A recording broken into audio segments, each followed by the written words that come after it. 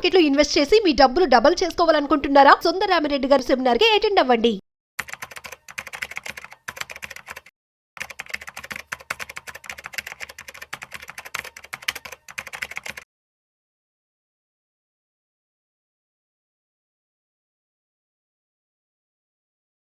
నమస్కారం సుందరరామిరెడ్డి గారు. నమస్తే. ఇవాళ రేపు అంటే సోషల్ మీడియాలో మనం చూస్తూ ఉన్నాం ఎస్ఐపి అని చెప్పి అది చాలామంది ఏంటంటే దాని మీద ఎంతో కొంత అవగాహన ఉండేటువంటి వాళ్ళు, ఏదో సగం తెలిసి సగం తెలియనటువంటి వాళ్ళు, కొంతమంది అంటే ఎక్కువగా ఆన్ అండ్ యావరేజ్ ఇన్ఫర్మేషన్ చూసి అంత ఎఫెక్టివ్ కాదేమో అనుకునేటువంటి ఆలోచనతో మాట్లాడుతున్న వాళ్ళు ఉన్నారు. ఎస్ఐపిస్ వల్ల నిజంగా బెనిఫిట్ ఉంటుందా? ఉంటే ఏ విధంగా ఉండే అవకాశం ఉంటుంది? బేసికల్గా ఎస్ఐపి అంటే సిస్టమేటిక్ ఇన్వెస్ట్మెంట్ ప్లానింగ్ అండి. అదొక టూల్ అంతే. ఆ టూల్ని ఎక్కడ వాడుతున్నారు అని దాన్ని బట్టేసి మీ ఇండివిజువల్ చాయిస్, అది వెల్త్ క్రియేట్ అవుద్దా లేదనేది. అందుకని ఎస్ఐపి అనగానే అది మ్యూచువల్ ఫండ్స్ అలాగేం లేదు ట్యాగ్ అక్కడ. మీ ఇష్టం, ఏ అసెట్ క్లాస్లోనే పెట్టుకోవచ్చు. మనం ఇప్పుడు చిట్టి కడుతున్నాం అంటాం, అది ఎస్ఐపీలు అవి, మనం తెలియకుండా మనం చేసే ఎస్ఐపీలు అవి.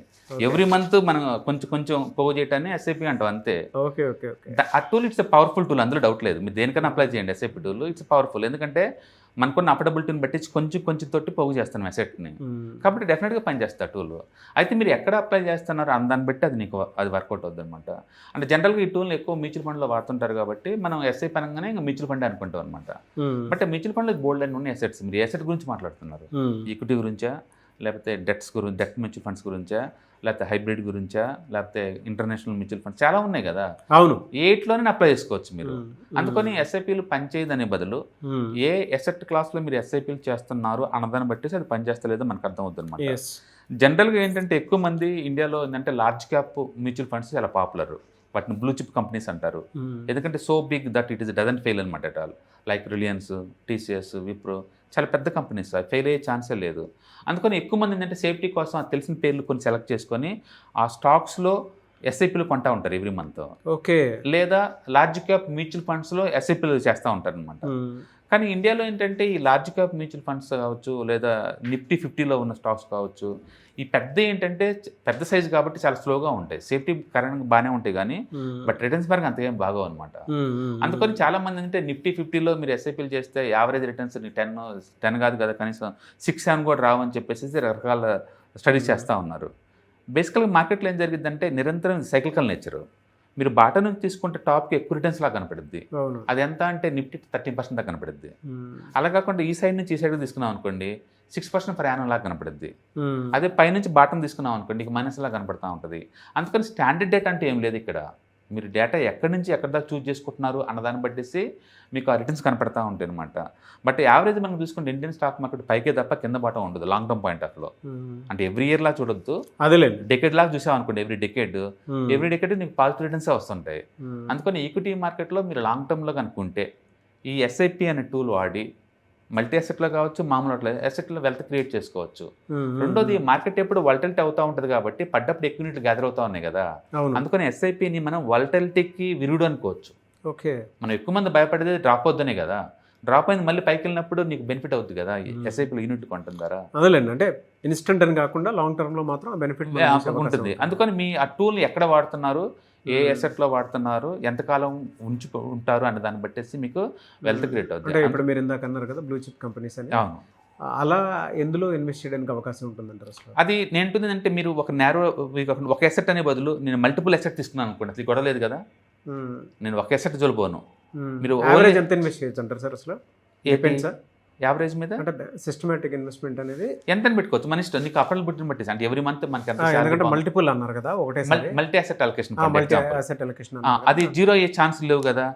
లాంగ్ టర్మ్ లో అన్ని రకాల అసెట్స్ కాబట్టి పోతూనే ఉంటాయి కదా. నా ఎక్స్పెక్టేషన్ 12 to 15 అన్నాను అనుకోండి, నేను అవి పెట్టుకుంటే పోతుంటాను. అప్పుడు నేను బ్లూ చిప్ లార్జ్ క్యాప్ ఎందుకు పోవాలి నేను? ఇంకా నేను టీసీఎస్, హెచ్డిఎఫ్సి ఎందుకు పోవాలి నేను? ఇంకా ఎందుకంటే నేను పెట్టేది ఒక అసెట్ క్లాస్ కాదు, ఇండియాలో అన్ని రకాల అసెట్లో పెడుతున్నాను. కాబట్టి నాకు 12 to 15% లాంగ్ టర్మ్లో బెస్ట్ అంటే 15 ఎక్స్పెక్ట్ చేస్తాను. వర్స్ట్ అనుకుంటే యావరేజ్ మీద 12% ఎక్స్పెక్ట్ చేస్తాను. నేను ఒక 10 years టైం ఇస్తున్నాను. ఎవ్రీ మంత్ కలెక్ట్ చేస్తాను యూనిట్స్ని. ఎవ్రీ మంత్ శాలరీ రాగానే అండ్ ఆటోమేటిక్గా 5,000 10,000 వెళ్ళిపోయేలాగా నేను ఎస్ఐపి చేశాను. అందులో నాకు లాస్ట్ ఛాన్స్ ఎక్కడ ఉంది. కాబట్టి ఎస్ఐపిని మనం టూల్ని బ్లేమ్ చేయటం కాదు, ఏ ఎసెట్ క్లాస్లో మీరు ఇన్వెస్ట్ చేస్తున్నారు అనే దాన్ని బట్టి మనం చేయొచ్చు అనమాట. ఏదన్నా కానీ అసెట్స్ ఎప్పుడైనా సరే షార్ట్ టర్మ్ పనికిరావు, ఒక డెట్ తప్ప. లాంగ్ టర్మ్లో అయితే ఏ అసెట్ అయినా సరే నీకు వెల్త్ క్రియేట్ చేస్తుంది లాంగ్ టర్మ్ పాయింట్ ఆఫ్లో. కాబట్టి నాలెడ్జ్ పెంచుకోండి, రిస్క్ ఎక్కడ ఉందో చూడండి, ఆ రిస్క్ని అవాయిడ్ చేసుకొని మిగతా చోట మనం ఇన్వెస్ట్ చేసుకుంటూ పోవచ్చు. కాబట్టి మనం టూల్ని బ్లేమ్ చేయలేము. ఆ సోషల్ మీడియాలో అందరూ ఎస్ఐపీలు అంటున్నారు, ఎస్డబ్ల్యూపీ అంటున్నారు, ఎస్టీపీలు అంటున్నారు, ఇవన్నీ వేస్ట్ అని అలా అనే బదులు ఇది జస్ట్ ఒక టూల్. ఇన్స్టాల్మెంట్లో మనీ కలెక్ట్ చేసి ఒక టూల్ అనమాట. మనం ఆల్రెడీ చిట్టీలు కడుతున్నాం చిన్నప్పటి నుంచి, ఆల్రెడీ మనం గోల్డ్ స్కీమ్లో జాయిన్ అవుతున్నాం, అవన్నీ ఎస్ఐపీలే.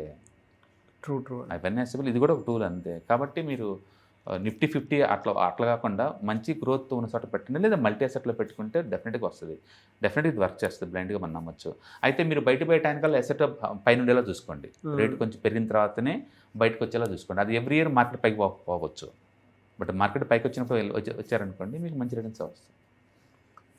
కాబట్టి ఎస్ఐపీలు పనిచేయమనే బదులు ఏ అసెట్ క్లాస్కి అప్లై చేస్తున్నారు దాన్ని బట్టేసి అవి పని చేస్తలేదు మనకు అర్థం అవుతుంది అనమాట. This is one of the best. Very good commercial information sir. Thank you so much. Hi, one day class room ఎన్విరాన్మెంట్లో ఆఫ్లైన్ వెబినార్ జరగబోతుంది. అండ్ ఇంట్రెస్ట్ ఉన్న పార్టిసిపెంట్స్ ఈ కింద స్క్రోల్ అవుతున్న నెంబర్కి రింగ్ చేసుకొని సీట్ బుక్ చేసుకోండి. దీంట్లో ETFs, index funds and mutual funds మీద completely and hand folding experience మీకు ప్రొవైడ్ చేయబడుతుంది. దీని ద్వారా ఏంటంటే మనం అసెట్స్ని స్టాక్ మార్కెట్లో ఎలా మేనేజ్ చేసుకోవాలి, ఎలా గ్రో చేసుకోవాలి, ఎలా ప్రొటెక్ట్ చేసుకోవాలో అంటే ప్రాక్టికల్గా నేర్చుకుంటారు. కాబట్టి ఇంట్రెస్ట్ ఉన్న పార్టిసిపెంట్స్ కింద స్క్రోల్ అవుతున్న నెంబర్కి పింగ్ చేసి సీటు రిజర్వ్ చేసుకోండి. Thank you.